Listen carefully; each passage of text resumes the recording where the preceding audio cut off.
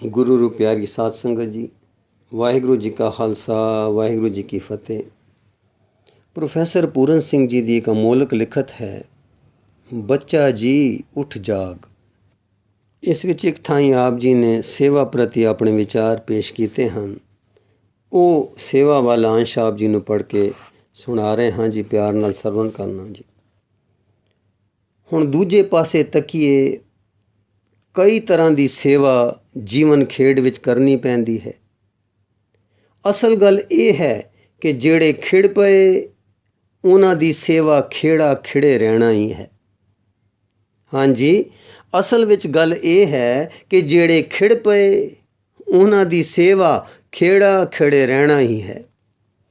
ईसा मसीह पास Mary मैगडालेन कुछ इसी तरह के खेड़े विच बह गई ते ओदी भैन मार्था अन्न पानी की सेवा विच तत्पर लगी रही।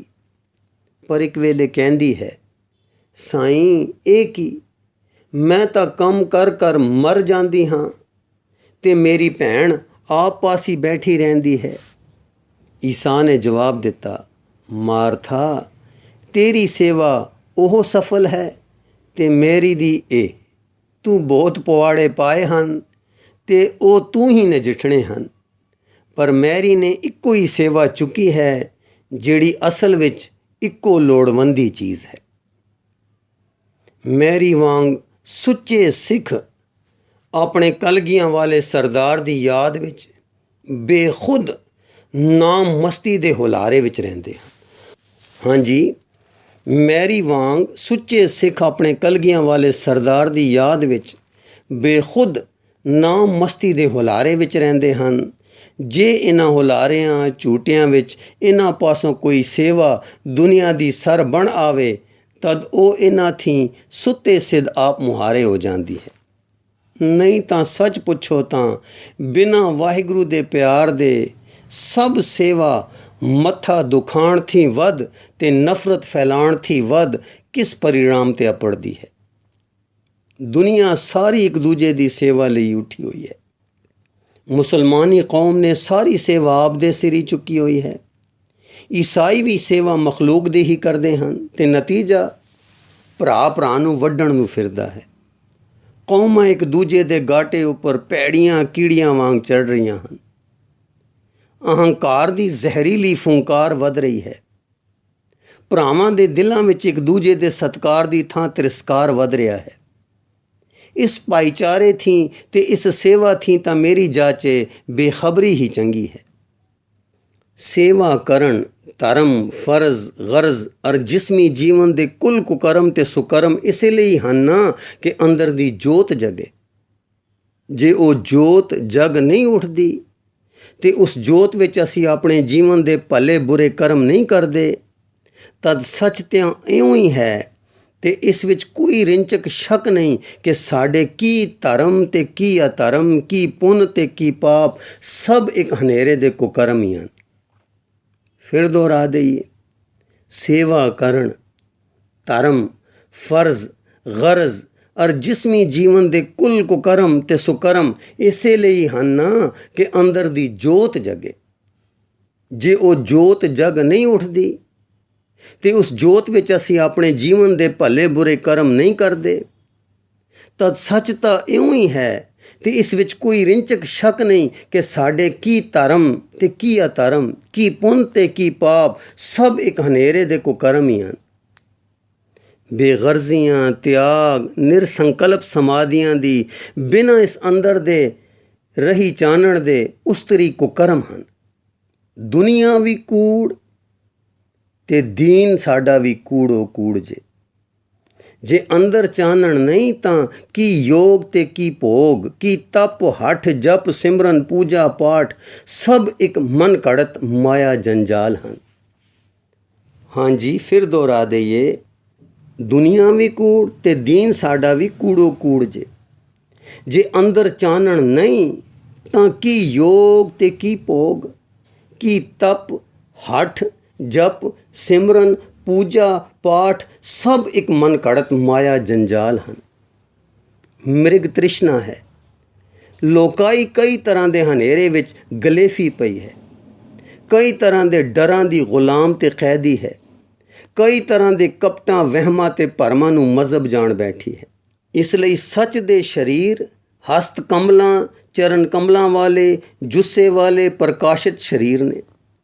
ਬਾਜਾਂ ਵਾਲੇ, ਪੀਰੀ ਮੀਰੀ ਦੇ ਮਾਲਕ ਆਪਣੀ ਤਲਵਾਰ, ਤੀਰੀ ਲਿਸ਼ਕਦੀ, ਚਮਕਦੀ, ਗਰਜਦੀ ਬਾਣੀ ਵਿੱਚ ਫੋਕਟ ਧਰਮਾਂ, ਕਰਮਾਂ, ਜਪਾਂ, ਤਪਾਂ, ਹੱਠਾਂ ਆਦਿ ਦਾ ਸਿੰਗਾਰ ਕੀਤਾ ਹੈ। ਕਾਲ ਨੂੰ ਅਕਾਲ ਕਰ ਦਿੱਤਾ ਹੈ ਤੇ ਅੰਦਰਲੀ ਜੋਤ ਦੇ ਜਗੇ ਬਿਨਾਂ ਸਭ ਧਰਮਾਂ ਕਰਮਾਂ ਨੂੰ ਕੂੜ ਕਿਰਿਆ ਕਰ ਸੱਦਿਆ ਹੈ। ਹਾਂਜੀ, ਅੰਦਰਲੀ ਜੋਤ ਦੇ ਜਗੇ ਬਿਨਾਂ ਸਭ ਧਰਮਾਂ ਕਰਮਾਂ ਨੂੰ ਕੂੜ ਕਿਰਿਆ ਕਰ ਸੱਦਿਆ ਹੈ। ਸੱਚ ਨੂੰ ਸਤਿ ਸ੍ਰੀ ਅਕਾਲ ਆਖਿਆ ਹੈ।